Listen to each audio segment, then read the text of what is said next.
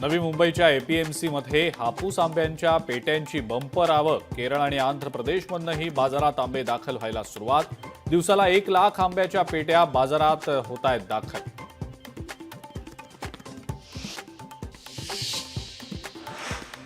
नवी मुंबईच्या कृषी उत्पन्न बाजार समितीमध्ये कांद्याचे दर घसरले।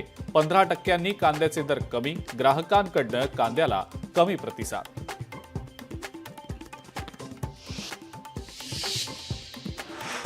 साईंच्या पादुका दर्शन सोहळ्याला हिरवा कंदील। उच्च न्यायालयाकडून सोहळ्याला हिरवा कंदील। आजपासून भारत भ्रमणाला सुरुवात।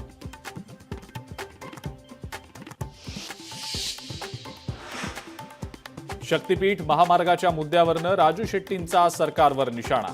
50,000 कोटींवर दरोडा टाकण्याचं महायुतीचं काम। सरकारमधले काही बडवे शेतकऱ्यांची लूट करत असल्याचा केला आरोप।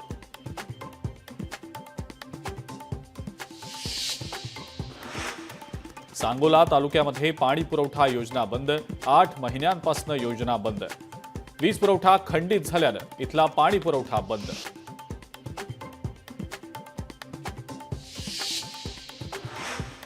ईश्वरी भिसे मृत्यू प्रकरणी धर्मादाय आयुक्तांच्या अहवालामध्ये दीनानाथ मंगेशकर रुग्णालयावर ठपका। गरिबांसाठीचा 35 कोटींचा निधी वापरलेलाच नसल्याचं आलं समोर।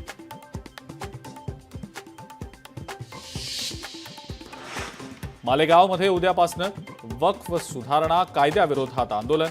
कायदा मागे घेण्यासाठी 30 एप्रिलला बत्तीगुल आंदोलन केलं जाणार।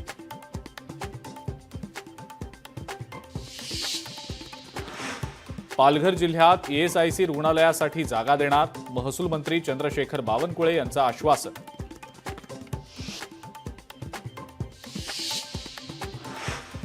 चंद्रपूरमध्ये बँक कर्मचाऱ्यानं शेतकऱ्याकडून घेतली लाच। बैलजोडी जप्तीची शेतकऱ्याला धमकी देत 200 रुपयांची घेतली लाच।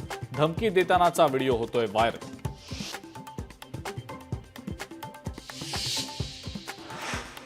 आणि उल्हासनगरमध्ये जुन्या वादातून एकाला मारहाण। 5 ते 6 जणांच्या जमावानं केली मारहाण।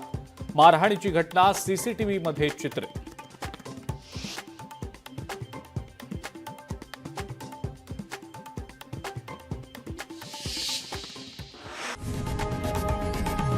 लोकशाही मराठी ऐका, पहा, जागरूक रहा।